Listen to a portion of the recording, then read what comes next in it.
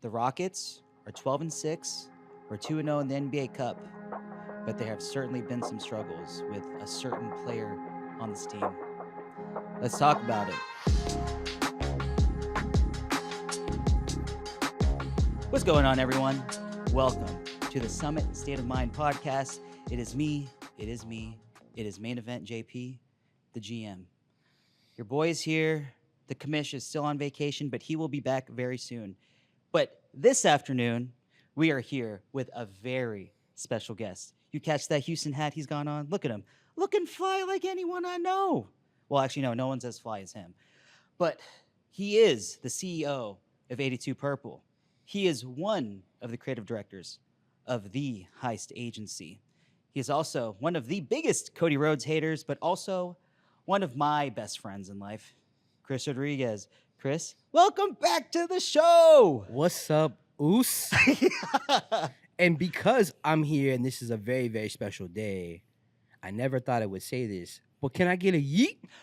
Yeet. Man, I'll take that. I know that you're not the biggest yeet guy, but No. you know what? We are wrestling fans, just as a side note. So Absolutely. if you guys do get, if we do give you guys some wrestling references, you're definitely going to hear it from us. We talk probably almost every day. Unfortunately for him, I'm sorry, it's here for me, and I'm sure he feels the same way. I actually feel like I bother you the most. I think I bother everybody the most. I mean, if I'm honest, if you guys hear me call him Justin Rhodes, you understand that it's coming from a very loving A place, place of love. but it's not necessarily a good thing. He knows how I am. I'm a positive. I'm very positive. Chris, I'm not saying he's negative. He's more of the critical aspect. There's a lot of different dynamics in terms of how people view sports. Absolutely. And that is one of the best things and one of the main reasons why I have Chris on today's episode, because the Rockets, since the last episode that I had on with who did I have? I believe I had Josh Garcia. Shout out to Josh. The Rockets are 2-1 since our last episode. We had two big wins. I believe we beat, Chicago and Portland for the NBA Cup game, which we are 2-0.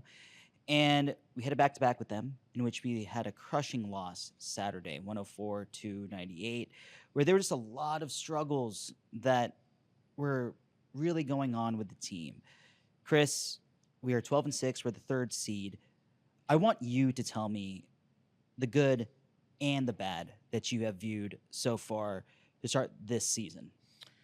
Well, the good part about all this is that we're 12-6. You're damn right, dude. And we're number 3 in the Western Conference It's standings. standings. Bro, I mean, I'm not gonna lie. I mean, I didn't expect to be that high to start the year. I mean, the third seed in November, we're counting seeds. People are calling us crazy. We're pretty much a quarter of the way through the year, and trends are trends, and we see that, Right. and the defense has been obnoxiously good and on point. We're ranked number 3, right? Defense. I believe so. Number Like, 3 or 4. We're right there with Golden State right, Warriors. we're right around there. Like, Absolutely. seeing the type of defense that we play has been magnificent. But like I highlighted on the last episode, the offense has left a lot to be desired. And, we've seen some ups and downs from a lot of players. We've seen Jabari finally find a shot. Right. Fred VanVleet has been a little inconsistent, but he's shot the ball a little bit better as time has progressed. We've seen a lot more of Dylan Brooks shooting well and not playing too much ahead of himself. He will make his crazy decisions. We still see it. Alpe's played better. I'm not going to mention the Terror Twins, but, Jalen Green has been not so hot recently. With the offense as a whole, I want to know what the eyes of Chris Rodriguez has seen. I've spoken about it a little bit in length, but I would love to hear what you are seeing. Well, I think I got it first. I mean, other than the last game with Portland, I've watched every game. And I recently got to watch the Rockets live at the Toyota Center. Oh, yeah, Playing you Indiana had that Pacers. experience. That was on Wednesday, right? I had the best seats ever. You know who you are. Shout out. Thank you so much. Shout out to you. I know you too, man. That was a great gift, and I was a little just. I was courtside too on Friday, which was great. Shout out to my boy who took me that day. That was awesome. But this isn't about me. I want to know, No, Chris. no. Like, what did you see, man? I think what's definitely apparent to way the Rockets, especially the coaching staff, is coaching is that their number one priority and concern is defense. Yeah. When you're watching them on court, when they are getting coached, especially when they may take certain players to the side, he's coaching defense. Mm-hmm. What it looks like to me is that we're going to prioritize defense, and then we're going to roll with whoever the hot hand is that night. Yeah. The problem with that is that still doesn't create an offensive identity. Exactly. And I still think the Rockets lack an offense identity. I think there's a good portion of Rockets fans out there that have their fan favorites, who they think should get the ball, when they think they should get the ball. Yeah. But at the same time, it's clearly, recognizable that this team struggles offensively. When they struggle offensively, it's bad. Mm-hmm. And it can go 1 quarter, it can go 2 quarters, it can go all 4 quarters. Yep. But what's keeping them in these games, and every game has been close. I think we've only been blown out maybe one game this year. I believe so, yeah. If that's the case. But even the losses that we've had have been down to, a few possessions? Yeah. So we've been in every game. So what that tells me is that the defense is ranked number 3 for a reason. Our team is playing incredibly great defense. And just so we can sum it up, because I know that everybody wants to focus on Jalen Green. Mm-hmm. But those first 4 or 5 games that Jalen Green played amazingly was the reasons why we won those games. Yeah. What would happen if he would have started off in a slump and wouldn't have played great in those games? We definitely would not have been. We won't be the 3rd seed. We wouldn't be the 3rd seed. We'd probably be fighting for maybe 8th, 9th, 10th seed. Yeah. I think right now what we have to do is settle down, relax. Mm-hmm. We still have a very young team. Yep. We still have a team that's still struggling to get to the offensive spots. Yep. And if we're going to criticize the players, I think also we're at a place right now where we can also be respectively critical of the coaching staff as well. Because it's their job, just like the players, to make sure they get their spots, but also for coaching to make it easier for those players to get to their spots. I think that's what it is. But this ain't Chicken Little. Like, the world's not falling apart. If anything, I'm excited because if you go back and look at Ime when he coached the first season with the Boston Celtics, they had a very similar play like this. They were losing to teams like the Portland Trailblazers when they shouldn't be losing to them. And especially in the beginning of the season, it wasn't until after, like All-Star break, maybe a little bit before. A little bit when before they All-Star break found their run. Is when they went on their run and everyone kind of identified who they are. And I think that's the problem too, is I also think, let's be real here, who's our best shooter on this team? I mean, are we talking like in terms of statistics, or are we talking about just pure shooter? Pure shooter. Who's the purest shooter on this team? Reed Shepherd. Reed Shepherd. And is Reed Shepherd ready to start at any level at this point? No. No. Other than that, we have rhythm streaky shooters, right? Yep. So if we're going to base this team off of prioritizing defense, number 1. Yeah. At the same time, if we're going to go with the hot shooting hand, there's going to be days where we're going to throw our Rockets hat on the ground and be really pissed off. There's going to be times. We see Aaron Holiday right, on the court. We see Aaron Holiday. No offense, Aaron Holiday. Listen. But the other day he had a hot hand, and so guess what? He was allowed to play a little bit more minutes. Yeah. I think right now Ime cares more so, and the defense cares so more about the foundation and the culture being defense oriented first. Yeah. And I get it, Jalen Green, and I'm gonna say this because it's hard for me to say this because I have to recognize bias. There's not a lot of people out there that want to recognize their biases, but I will. Jalen Green is my favorite player on the Rockets. I see his potential. Yeah. He has the biggest upside on the team. He is a lot of people, that's not a popular opinion, and people know how I am on this podcast as well. They know that I'm a huge Jalen supporter, but we also, as fans, have to understand that there's definitely a struggle, which you are acknowledging. Definitely. Yeah. I mean, but at the same time, who on this team hasn't struggled? Exactly. There was a time when Şengün, who's everyone's favorite, was struggling in the beginning of the season.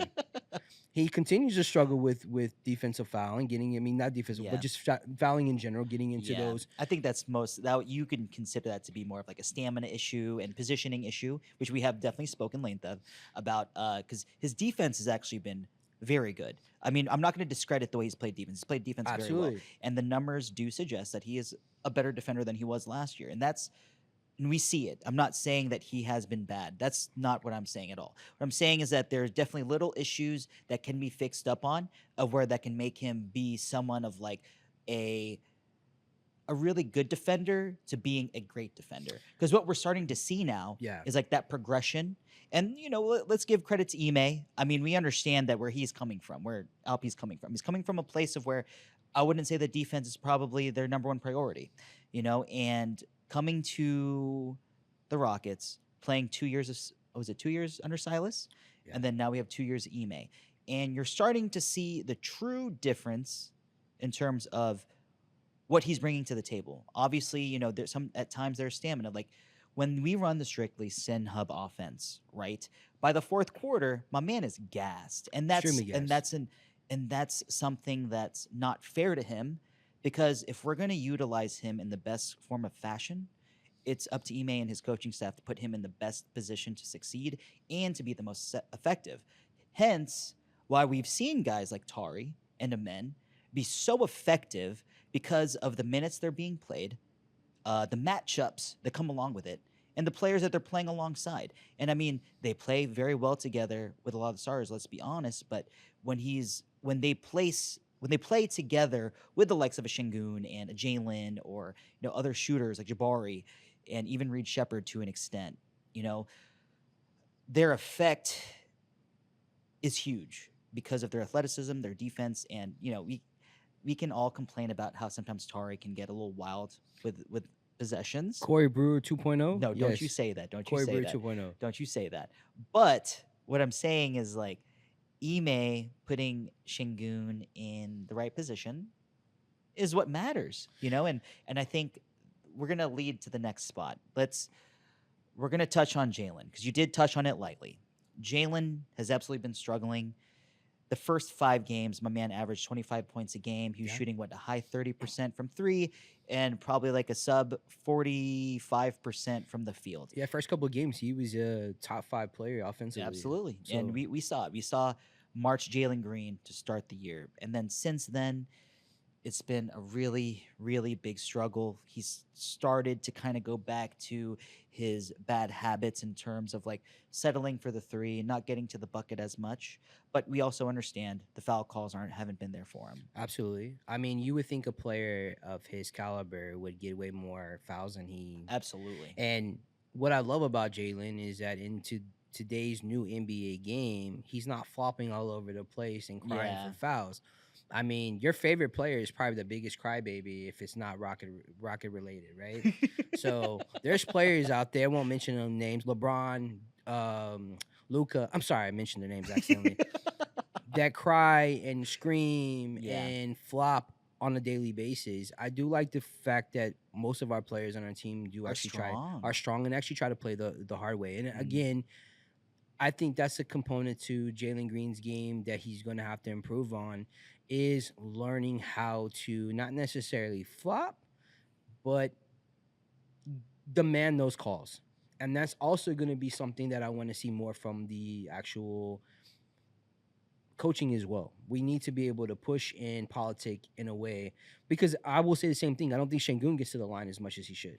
No, I agree. I think you have two it's- players right there. Just imagine if these guys were averaging 10 to 11, 12 free throws a night, right? Mhm. And I think that if you watch these games closely, you can easily see how either one of these players could easily get to the line 12, 15 times a night. Yeah. Jalen Green is obviously quick. I think the biggest concern I have for Jalen right now is Jalen, amongst many of our players, are struggling to get to their spots. Yeah. So why are they struggling to get their spots? I don't think that Jalen takes bad shots. Oh, okay, I'll tell you this. You know what I saw the other day is that there was a graph of all the Rockets players, and it was graded on an A to F scale in Mhm. terms of shot generation and quality of shots. You know who's at the top of the list? Jalen Green? Absolutely. And then the two guys behind him are Al P and Mhm. Fred VanVleet. So Can you say that one more time? Al P and Fred VanVleet. And who's number one at Jalen. Jalen? But Okay, I the, just the, thought the I only wanted to say it difference is that, uh-huh. the generating of shots, right, which is quality, and he's taking the right shots. The difference is that they're not going in. What does that tell you? It's in terms of, like, we don't want to mention, we don't want to attack anyone on the staff, but obviously when you see a trend Mhm. of shooters struggle, like we've seen Jabari very recently, and then Jalen from last year to this year, the Mhm. struggles that we've seen in terms of shooting, is it fundamentals in terms of their actual shot, their issues with legs and stamina because of the demands of the defense?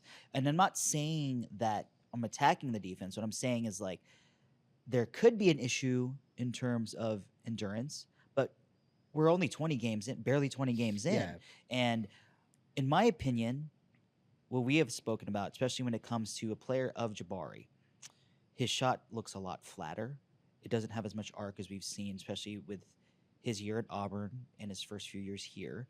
Uh, with that being said, you stated how the offense is being run. Like those issues all around, like there's just a cornucopia of issues in terms of what's going down, not just the Jalen, but the other guys. Like, what else do you see Well, I with think that, Rockets, but people don't really. Rockets are ranked 19th in pace, which is terrible? which is really, really bad. And I hate to say 19 out of this, 30. but we Not know good. that right now, as it stands right now, Yeah. that what we'll say in the last 5 to 7 games, the Mhm. Rockets are running their offense like they were last year, strictly through the high post through Şengün. Mhm. And we're trying to get Şengün in position. What that also does is put a lot of our wing players to the corner. Mhm. So Jalen Green doesn't take too many corner threes. That's It's not his thing. not his thing, right? But that isn't when you look at the game, there's times when a lot of our players are just stagnant and just sitting there. We don't have any pure shooters as we discussed. Yeah. So we have rhythm shooters. So if we go back and look at last year when Şengün wasn't playing, Mhm. you saw the pace increase.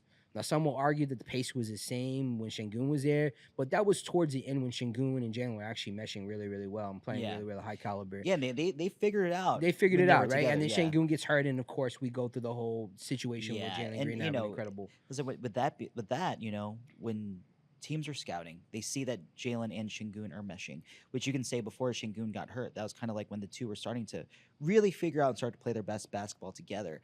And then once he gets hurt, you kind of hand the keys to Jalen. The scouting departments of other teams aren't really focused on Jalen as the offensive hub because we were running through Şengün. So you kind of was given an opportunity to see him as a number one guy, and the team started to figure it out once the winning streak went past OKC. That was when you kind of felt the adjustments being made. They made adjustments to that game, and you saw how he adjusted, which was an amazing thing to witness, especially as not just a fan of Jalen, but a fan of the Rockets, and to see us beat a top team like OKC. Yeah, and I don't want to say like when I say that, I don't say it in a way that's saying Şengün is the reasons why Jalen or any other player Definitely is not. struggling. Definitely not. I'm not saying that. What I am saying that and this is all to all my hoopers out there, and by all means, I'm 5'5", so I'm never going to pretend like I'm a professional player. I've never played professional, believe it or not. Although in my younger years, I like to believe that I was the reincarnation of Muggsy Bogues slash I mean, you got him on Mike hype, bro. You Bibby, beat right? him. Right. But and you've played with me, we've played rec Yes, ball. we have. Yes, we have. I take defense very, very serious. So Oh, I'm going to say yes. from a defensive standpoint, if I'm playing the Rockets defensively, Mhm. I know the offense is going in the high post through Yeah. Şengün, right? Uh-huh. That means every other player is on the outside sitting in, right? Because this is the only way you can create space. And technically, it doesn't really create much space. So as a defender, if I don't have to move, if I don't have to run because nobody else is running, because everybody's watching Şengün putting the ball, it's easy to cheat defensively. Yeah. I mean, we've seen some some sets where they'll definitely run a little bit more of what is it where Sengun is over at the top of the key. We got Jalen coming in and Şengün screening while he hands the ball off. I mean, that's a basic set in which you can see in a way to help Jalen get downhill or figure out a way to get a jumper either at the 3 or the mid range. And obviously, he struggled at that. I think it's more so like up to the staff of figuring out ways in which we can utilize that, but also bring some movement. Obviously, you want to see more cutting, but when we see Amen and Tari on the floor, we see a lot more of that. That's their specialty. But obviously, when you got guys like Dylan, Fred, and Jabari, they're going to hone in on Jalen. He's the only guy that will really move on offense. And you're noticing that they're also putting a bigger body defenders on Jalen, and they're keeping him from getting to his spots. And that's the biggest problem that I see though for the Rockets, and specifically for Jalen, is Jalen has to start getting comfortable with feeling uncomfortable. Yes, and as someone with his type of talents, he's had the advantage all his life. We're starting to really see a time where humility is really trying to hit. Absolutely, and I think once Jalen can get to his spots on a consistent, regular basis, I think you'll see an improvement. That was the thing that I think anybody who was a non-Jalen fan could say the last couple of years, especially under Silas and then parts of last year, is that Jalen efficiency was bad because he took bad shots. Hmm. He's taking way better shots, they're just Absolutely. not going in. Yep. So what that tells me is that when you're watching these shots, especially like when you're watching these shots, look like they're gonna go in. Yeah, and then you'll It's see the shots that are like go airball, and then you'll see a few of the reckless ones where he'll kind of like off balance and not look so great. But most of his set shots outside of the airball 3 pointers is either like back of the rim, it's right there, or it's airball. But I mean, obviously, we'll see less of the airballs. But I think for people when they see stuff like that, that's their easy way of attacking. You know what I mean? absolutely. And you know, it's easy to get stagnant and forget your fundamentals. I think when we Hmm. watch Jalen Green shot last year to in the beginning and then watching him in, you know, practice footage and stuff, you saw that there was a better flow. It was More less legs. control. It was Yeah. less legs, jump, you know, as far as jump shot, not too much air, and just really a better flow. I Hmm. think I think they're, you know, he's still young. Hmm. And to all these kids out there, this is why it's important that you can't just play AU basketball and be the most athletic superstar and think Yes. it's gonna translate well to a professional game. This is why I suggest a lot of kids probably stay 1 or 2 years in college because you're gonna see all different types of defenses. You're gonna see all different types of of of coaching, and which actually creates a better balance. I think Jalen missed that opportunity to really, really work on his Going skill to the set and his G League was balance. not something that Right, G League. I was. mean, what was it? 10 games, the most, right? I don't remember. It wasn't even 20 games. So you can't really, you know, jump on and play really hard as far as the focus goes with your Yeah. skill set if you're limited, right? And I'm not making excuses by all means. Let's hold Jalen accountable, but I You think do definitely expect better out of you him. I mean, definitely it's expect very better. fair to say. But but but what's our record? 12-6. And And like, why should we be super upset when we're winning? We've won 66% of our games. but that's because Houston fans unfortunately forgot about the key word, which is patience. Yes, and I that's think a main listen, Oos, issue. I've There been you wanting to go. say this forever. I've been wanting to say this forever. Y'all fans need to stop it. Stop the shenanigans. This where we just hop on and we attack certain players because we think this player should be positioned this way, this player should be positioned that way. Think about it for these young cats. Their objective right now is to only play defense. Really, there's no alpha on this team, right? And Exactly. I think at the end of the day, MA is at a place where like we're not giving anyone that title yet because I need y'all to learn to play defensively right. Whether Mhm. you like that scenario, whether you like it or not, whether you think Şengün should take 50 shots or not, or whether you think Jalen Green should have the ball in his hand in the whole fourth quarter. Mhm. The point being is this team is really trying to figure it out. And I like the way this team is this year than I did last year. Last Absolutely. year, there was times where I literally would text you like, "This is hopeless," and the most It's negative, true. the most negative It's perspective true. came out. I'm like, this is a trash ass team, Yeah. with massive amount of talent that haven't realized their talent levels yet. Yes. Yeah. I think figuratively speaking, I think we need to chill. Yeah. I think we need to get back on the launching pad. You remember when Elon tried to launch a couple of those rockets and they just went off, right? Yeah. Right? Like, you know what I mean? It was just horrible, Yeah. right? But they stayed patient and they Yeah. finally were able to do what they were wanting to do, right? With the Rockets coming back down the whole 9 years. I think we need to do that as fans. I think right now, yes, we want to see Jalen play better, but guess what? Next month it could be Şengün. The following month it can be Amin. This team is a streaky shooting team. We're gonna have Yeah. to live with that unless Which we will touch in a moment. unless we're gonna get to that, we decide if we're gonna go all in Şengün being an alpha, then we need shooters. Yep. If we're gonna use, and you know, we've seen it in many different media that the Rockets want to keep Eason, they want to keep Amin untouchable, and that they want to build with Şengün and Jalen. So if those are gonna be your four pieces, right? Mhm. That we know, these are the names that have been mentioned. Then we have to be patient to let this work itself out. Exactly. But if they're not, then we have to be ready to make some big hard decisions. Some of y'all fans might not like. Yeah. But That's a real thing. But in order to make that happen, to make you fans happy and not be so impatient, you might have to say, goodbye to your favorite player.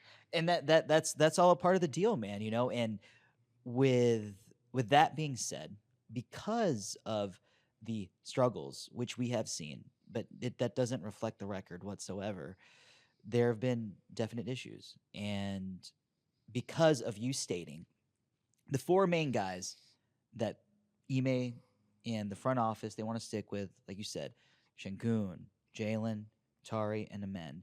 Who's that leave out? You know, guys like Jabari, guys like Dylan, Fred, who are considered core pieces at this moment in time. And then you even got Reed, who is a member of the core per se because he is the third overall pick, which we definitely lucked into. We're starting to kind of see the confidence come out very recently, which I'm very happy with. But we won't touch on that too much today. Chris, you mentioned it. We've talked about it Yeah. in terms of messages. What are okay? I'm not going to say multiple. Let's just say, what is the trade that you would make to improve this team and help Shingun, Jalen, Amen, and Tari succeed? I think to keep the defenses honest, Mm-hmm. to give players like Fred VanVleet, Shangun, and even Jalen Mm-hmm. more assists, Mm-hmm. right? And be more efficient, we need a shooter. And personally, I think for me, the best trade that makes the most sense is trading for Michael Porter Jr. Now, that might That's not a name that's been mentioned by That's anybody. That's just kind of like just this all opinion. my guy is shooting 40% from the 3-point line. I think 41, maybe 41%. 41. I think almost close to 50% from the field goal, and he is like a 61% true shooting. So which is insane. now that sounds beautiful, right? Yeah. Now you don't just trade a player like that unless they have some type of deficiency, and the one deficiency that he has is defense. Mm-hmm. Now that doesn't mean that he can't learn to be a better defender amongst amongst our defenders that are already really I'll good. say right? this: we have the right coaches in place We have- that have definitely helped breed a certain defensive mentality amongst these players.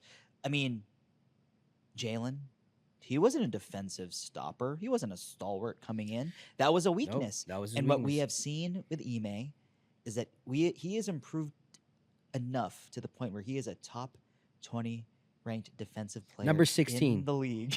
Number 16, guys. Can I say this real fast? And this is surprising to me, and Yeah. mad props to him because Yeah. I got to see it firsthand live. Mhm. Shangun is number 2 defensively ranked. Okay. Yeah. Fred VanVleet, number 7, and Uh-huh. Amin is number 4. Which is wild. Okay, he's coming off the bench, is ranked number 4, which is pretty impressive. That's an amazing thing. Do you know who's not in the top 20? Who? Dylan Brooks.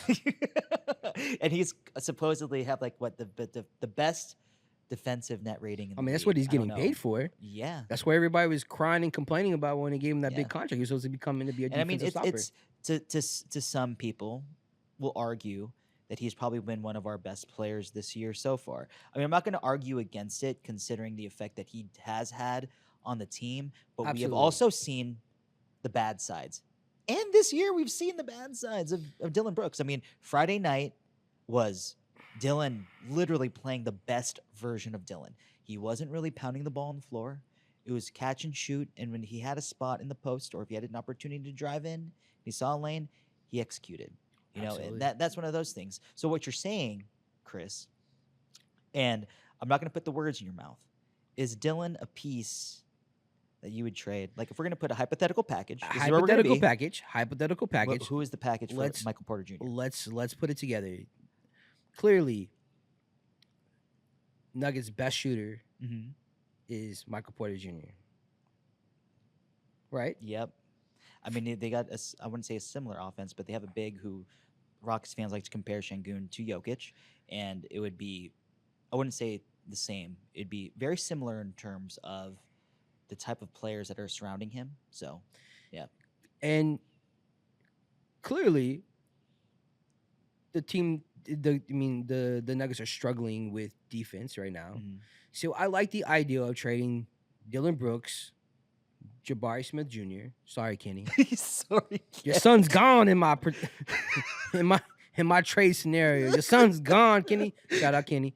What's up, Oos? And Tate. I think those three players give Yeah. the Nuggets what they're looking for as far as having a Yeah. number one defensive stopper in Dylan Brooks. Hmm. Because even though he may not be ranked in top 20, the one thing that Dylan Brooks has done, and it's been mentioned, is that he's been a mentor to Eason and Amin as far as learning how to And be in your position for we've seen it. defensively. We've seen seen it. it. Yeah. And that takes a lot of pressure. Maybe he doesn't have to do all the work because he has those two young cats, Which is fair. which is fair. Yeah. But I think Dylan going on to a team that is a contender like the Nuggets makes the most sense. And then you also give Jabari Smith, who now to me is like, I think Jabari Smith still has great potential as a young talent. Could he possibly be eventually a Michael Porter Jr.? Possibly, right? And I think he would maybe even per se, maybe even be at a level of Michael Porter Jr. just because of his defense. I don't know if he's ever going to be a great shooter like Michael Porter Jr. Yeah. But giving those players, including Tate, because I feel like Tate is a Swiss Army knife player that There's just no space. there's for him just on no this space team. for him on our team currently. So you give a player like his Yeah. caliber Mhm. to a team that can really generate and use him, Yeah. and you give us Michael Porter Jr. And you know what Denver's gonna. So Denver's definitely gonna. If they were to accept that deal, we'd have to definitely include some sweeteners, first round picks. It'd probably take two if we're gonna be honest, because I know that that Denver Yeah. is gonna definitely want a few of those picks because they know how desperate we are for shooting, and they're gonna leverage that against us. I'm And sure I they mean, are. every team would. They see the issues. But Michael Porter Jr. definitely solves a lot of issues in terms of finding a knockdown shooter. He's lengthy. He's what we wanted with Jabari, but he's definitely a lot more athletic. Outside of his back issues, which hopefully aren't around anymore, we haven't seen Not him. seen an issue. So yeah. he's everything that we would want in terms of a complementary piece next to our studs. And guess what? The teams can't cheat on Jalen.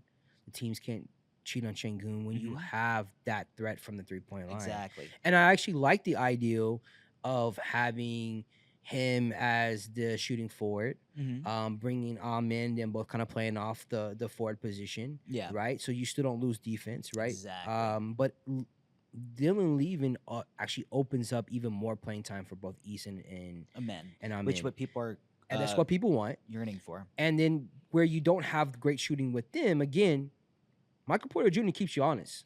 And then if Reed Shepherd is progressing in the way that we're starting to see him now, in which they're starting to run some sets where he's looking a little Klay Thompson-esque out there, coming off these screens, that is another option that we'll have. And then that also what that does, that alleviates pressure off Reed with MPJ.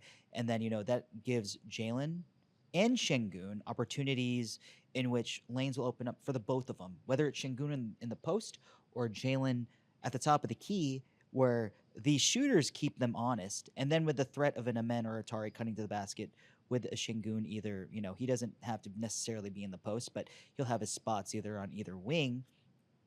It gives him an opportunity to be best when he's going downhill. So, I mean, I really like the idea of what you're putting together. And I do think that if that were to occur, holy crap, the league would be in a lot. The league would be in a lot of trouble. And I also like to, we go back and look at when the Nuggets played the Lakers. The one thing that really I saw the most I like Michael Porter Jr. is that he moves around a lot. Yeah. So he's definitely coming off screens. He has a major green light, but I get it. He definitely has a green light, but he's coming off of screens. He gave LeBron James a run for his money for sure. He got caught in so many spots where he actually cut to the hole and made easy points. But I think by doing that, I think that just takes a lot of pressure off the whole team as a whole, as who has to have the hot hand. Yeah.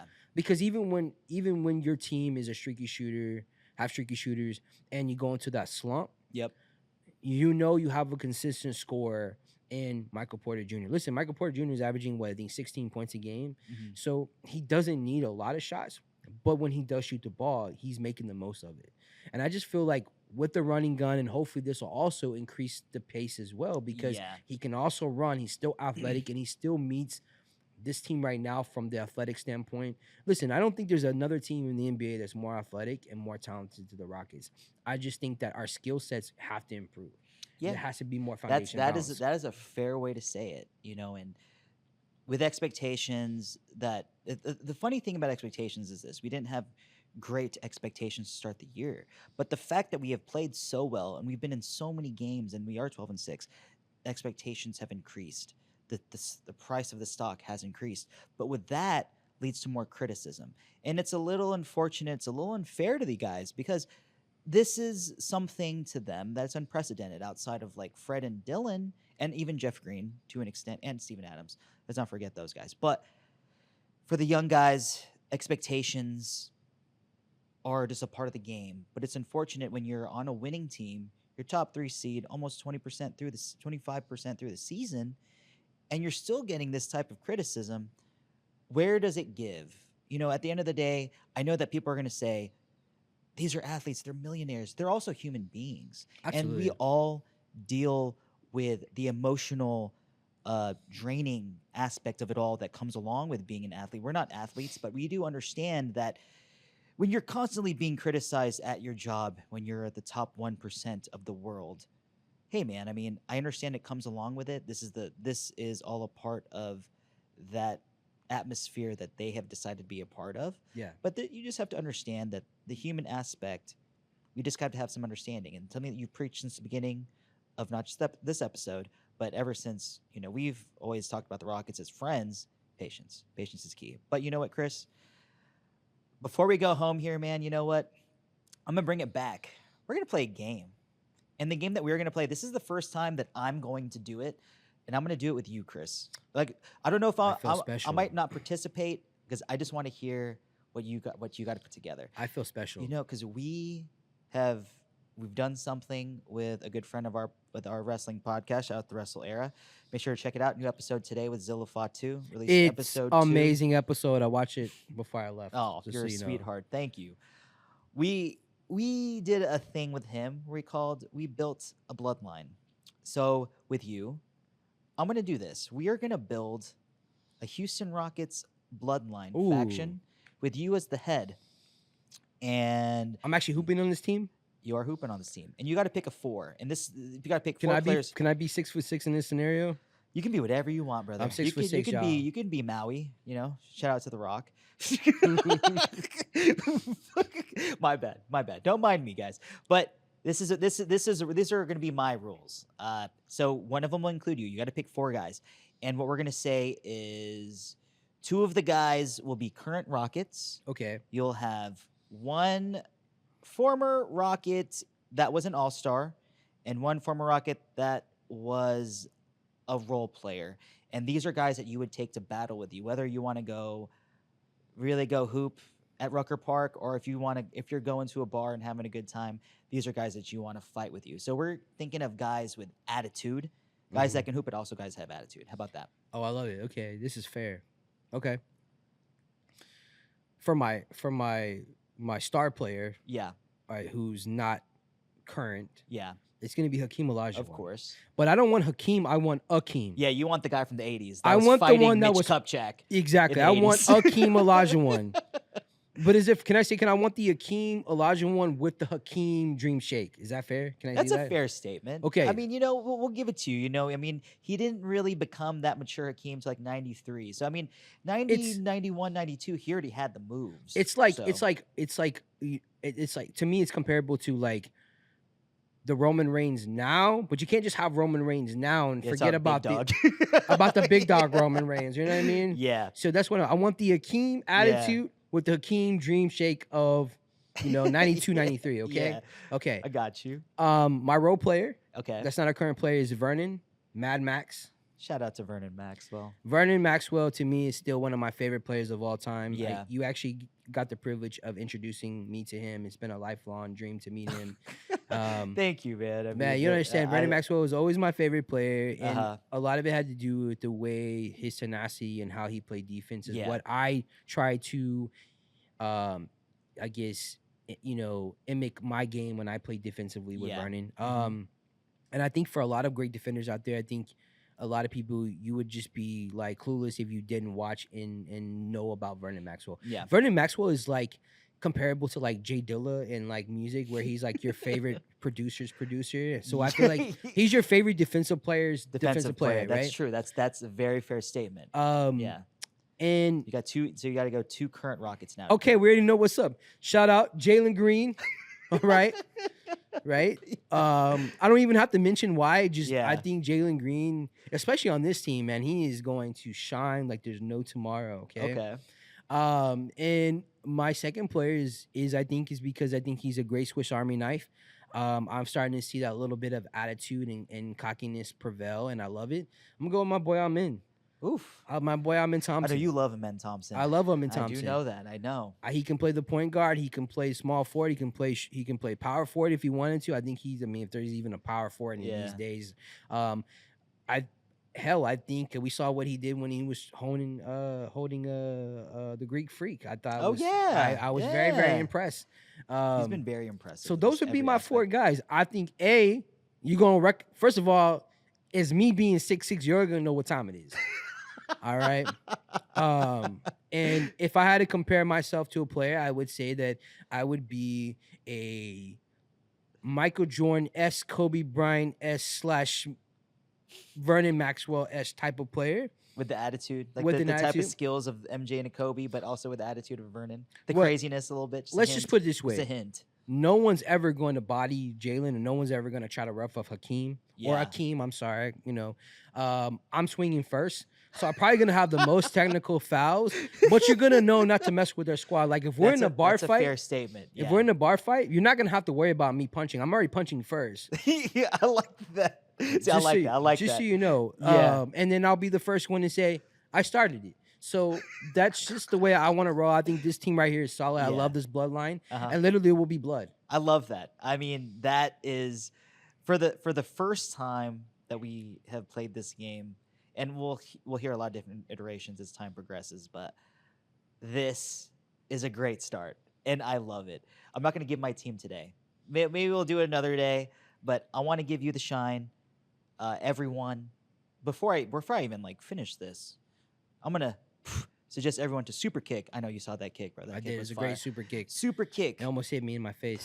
that subscribe button on YouTube over at Apollo HOU. We're at 12.4K subs over there right now.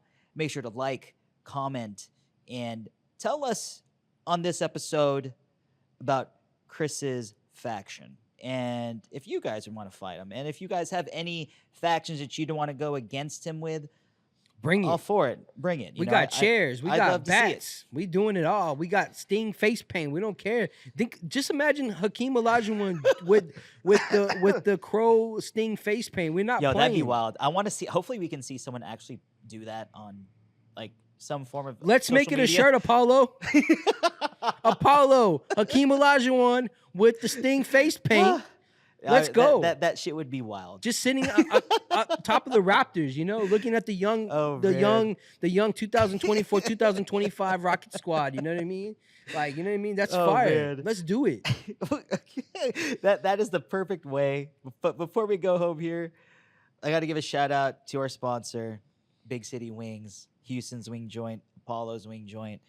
Love Big City Wings. Today is Monday. I don't know what deals they go on Monday, but I do Tuesday. We got 2 for Tuesdays for regular wings, then same for boneless wings Yes. on Thursday. But again, Saturday, Survivor Series, November the 30th Let's go. at Marquee. Be there or be square. It's a watch party. We'll be there. I believe us from Apollo will be there around 4:30. First bell is at 5. Everyone, please show up early, as I promise you, there are probably not going to be seats available by the time 5 hits. But yeah, everyone make sure to come out, and we'll all have some fun. But before I do my sign off, Chris, let Yes. everybody know where they can find you and what kind of projects you got going on. Let's help push this for you, brother. Oh, I appreciate that. We have a lot of projects going on right now with the Heist agency. We just completed our first The Phil Wade Show. Congratulations. Congratulations. And the historical El Dorado Ballroom, if you don't know, is a beautiful place that originated in 1930s that celebrated I'm a people sucker of for color. history, bro. It's great. This is where, think about in 1930s and 40s and 50s, what America was like. Think about going through those oppressive times, being able to get off of work on a Friday, Saturday, come to the El Dorado Ballroom and just dance, listen to great music, have fun. We're trying to recreate that feeling, that love. that energy with Phil Wade, who's an amazing artist slash comedian slash actor. And what we're gonna do is this every Friday Awesome. of the last of the month. We're Awesome. going to have these shows, and we're gonna feature some amazing talent around Houston. So we're pretty excited Oof. about that. Of course, you can find me at Chris ChrisRodGez on IG. I feel like I'm rhyming like Kendrick Lamar. Shout out Kendrick, and the new album is fire.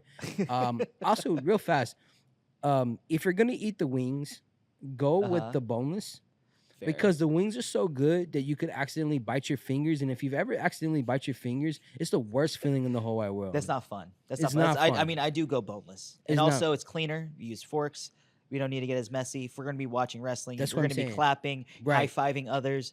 Let's keep it. And you then know, you're gonna be sanitary. crying. You're gonna be crying because you're a Cody Rhodes guy, and then you're gonna get the. My man's not even. What is it? Listen, He's not even like wrestling. I don't know, on but Survivor Series, I don't knowing you're believe gonna so. cry and you're gonna get the wing sauce in your eyes and you're gonna look crazy, especially when like this weekend's your birthday. Shout out Oh man, Justin's B Day. I wasn't. Yeah, Gonna, I put it out I wasn't there. gonna say anything. I said it. Happy birthday, young man. What's up? Oos? Thank you, Oos. I appreciate that, bro. And you Yeah. know, like that's definitely a perfect way to end this. Happy birthday I appreciate that. to you. Oh, thank you. Rock style, baby. Let's go. But you know, so everyone just make sure to follow me on all socials at JP_Mirabueno. Make sure to follow this podcast on Instagram at Summit State of Mind _POD. Follow us on Twitter at Summit SOMPOD. Make sure to follow our people, our brothers, our family at Apollo HUU overall through all socials.